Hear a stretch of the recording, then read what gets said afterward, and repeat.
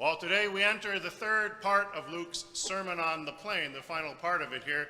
And here we're given three parables to contemplate. So what's going on here?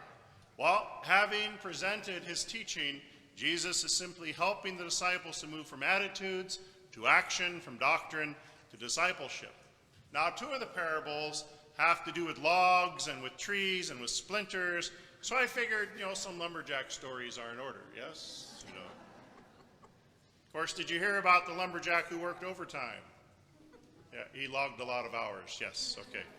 Yes. Lumberjack went into a magic forest to cut down a tree. When he got there, he started to swing at the tree when it suddenly shouted, "Wait, I'm a talking tree!" And then the lumberjack laughs and then you'll dialogue. Yes. Dialogue. See, you got to work with me on those. When he finished, the tree asked, "Why did you cut me down, lumberjack?" The lumberjack said, "Oh, really? You don't know?" The tree said, "No, I'm stumped." So, and finally, that's why they call us father, because we can tell dad jokes. Okay, so what do lumberjacks do when they're about to finish work? They log off. Yes, okay, good. All right, back to the gospel. Now, first parable that we get here is about the blind being able and being unable to lead the blind. Now, this was a direct and sort of an indirect reference as well to the false teachings and hypocrisy that was so prevalent in his day, especially by those who saw themselves in a position of authority. And would that it only happened then, but we see in our own days, information is a very fluid thing these days, and in contentious times, the first casualty, as they say, is the truth. And so we have to be careful where we get our information. There is a lot of fake news out there, and sadly this has also found its way into the church. There are many false alternative magisteriums out there, one in particular here in our own local church. And by these I mean very well-meaning Catholics who make a habit out of making bold pronouncements about how one should be living the faith. And we have to remember, though, we have to be careful. Because the only authentic magisterium in this archdiocese is the Archbishop and those who serve him. So, maybe you remember how do we know this? Well, because if you remember back when Archbishop Belisario was installed, there was a question that was asked during the ceremony. And the question came and was asked of the papal nuncio, the Pope's personal representative to the United States, and said, "Do you have the papal mandate?" And the papal nuncio replied, "I do." And then he held up a piece of paper. And on that piece of paper, which is a decree in the form of a letter from the Holy Father himself, 267th direct successor to the Apostle Peter, he held it up for the consultors to see, then he held it up for the people to see, then he held it right to the camera so everybody that was watching online could see. And what that basically is it's a letter from the Holy Father to the church in southern Alaska saying that this man that is appointed your Archbishop holds and teaches the Catholic faith, whole and entire, as it has been handed on to us from the apostles. It is the good housekeeping seal of approval from the successor of the Apostle Peter himself, the Vicar of Christ. Yet, the self-appointed defenders of the faith make a habit out of criticizing him and others, and often, and on one particular issue, they are quite wrong, and indeed are, unfortunately, putting out some terrible information. So we have to be careful about where we get our information. This is what Jesus is talking about the blind leading the blind, and also about no disciple, that a disciple will become like his teachers. So we have to be careful who our teachers are, or we will be like them. So we have to go after the authentic sources. Father Moore of happy memory was a pastor of this parish when this church was built. I was the associate here, and I'm listening to him on the phone. And he's talking with somebody, and this was the gist of the conversation.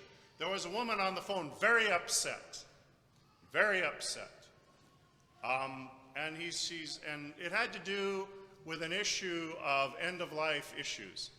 Now, at that time, there was a show on TV. It was one of these, not really a sitcom, but one of those little dramas, evening dramas, kind of a soap opera thing, and called Picket Fences.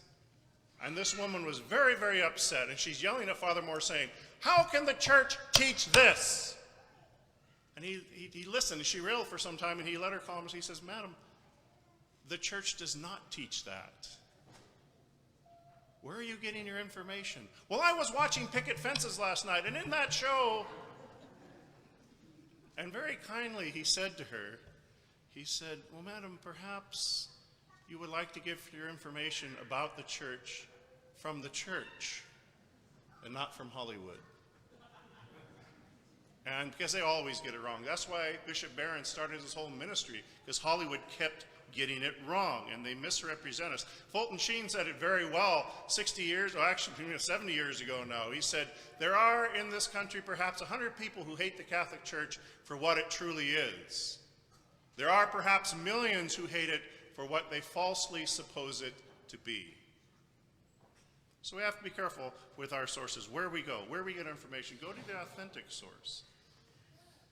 Now, with that in mind, we move into the second parable then. It's this hypercritical nature, lacking all charity, that Jesus warns against when he tells the parable about pointing out the splinter in your brother's eye while ignoring the beam in your own.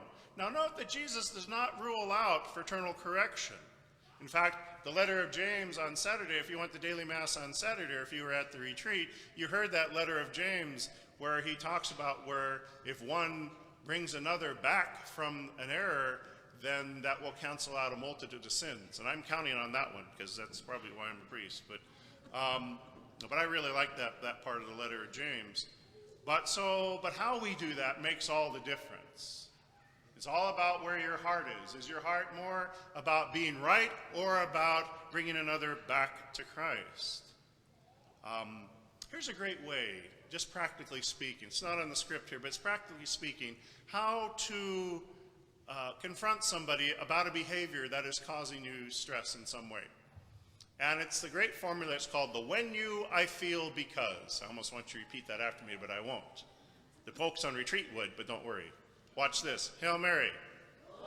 Yeah, see, that's how they got quiet, isn't it? That was fun. And so, the when you, I feel, because. When you do this, I feel this way because of these reasons. And you notice the beauty of that is it focuses on the behavior and how it affects me. What you're doing affects me directly for these reasons. And it takes it away from, it's very different from saying, "You stupid idiot, don't you understand?" No. You love the person, it's the behavior that's causing the trouble. And this helps focus on behavior. When you, I feel, because. Try it. It makes a big difference, because it is important that we go to others with compassion when we seek to correct them or seek to confront them on issues. Because remember, you can be very right and very unkind, and the truth without compassion is the hammer that destroys.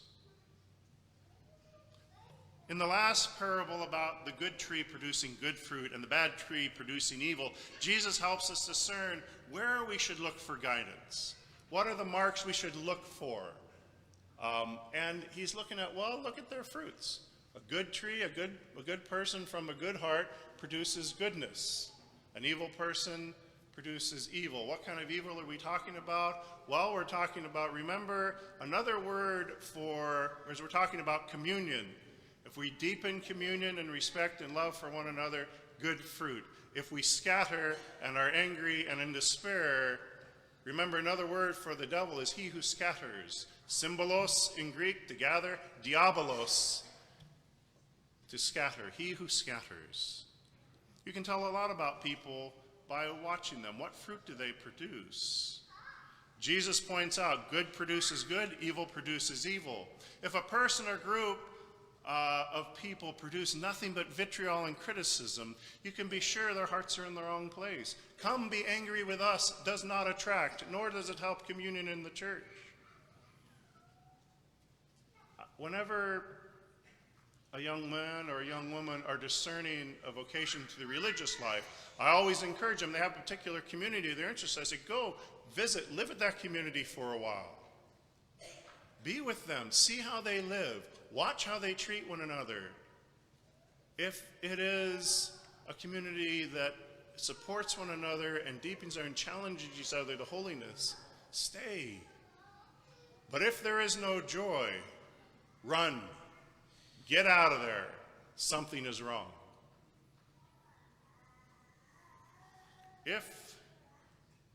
There's a thing called today, too. And we can get sucked into this very easily, this whole doom spiraling thing. Is this a group of people that confirms each other in faith and challenge each other to holiness? Or do they just sit around and confirm each other's neuroses? It's a big challenge today. Archbishop Belisario once said, in fact, he said it at his installation, he reminded us of it this week, that we can get our energy from one of two places. Being negative and critical is powerful and it's seductive, but it always burns out quickly and leaves us frustrated, angry, isolated. By contrast, striving for virtue and charity is not always all that exciting, but it does provide a steady source of positive grace that leads us to deeper communion with God and with others. So here we come, as we do, to the end of this Sermon on the Plain of Jesus in the Gospel of Luke. And Jesus gives us a warning and Jesus gives us an exhortation. We need to be careful where we get our information, especially in regards to the church. We need to go to the authentic sources first. The Catechism, the local magisterium, the universal magisterium, the teaching authority of the church. More importantly, we need to see where our heart is and associate with those who strive for holiness. We need to strive for personal holiness of life before being critical of others, or even in the midst of, so that we may be charitable in all that we do, building each other up as a holy people, as a parish family. And I use the term very, very deliberately. We need to be wary of those who produce bad fruit, for that only cause anger, division, and discord and isolation. We are called to be a holy people. We are called to be a family of faith. We are called to be disciples of Jesus Christ. More importantly, my dear friends, you are called to be great saints. Great saints. Please, please, please, accept nothing less.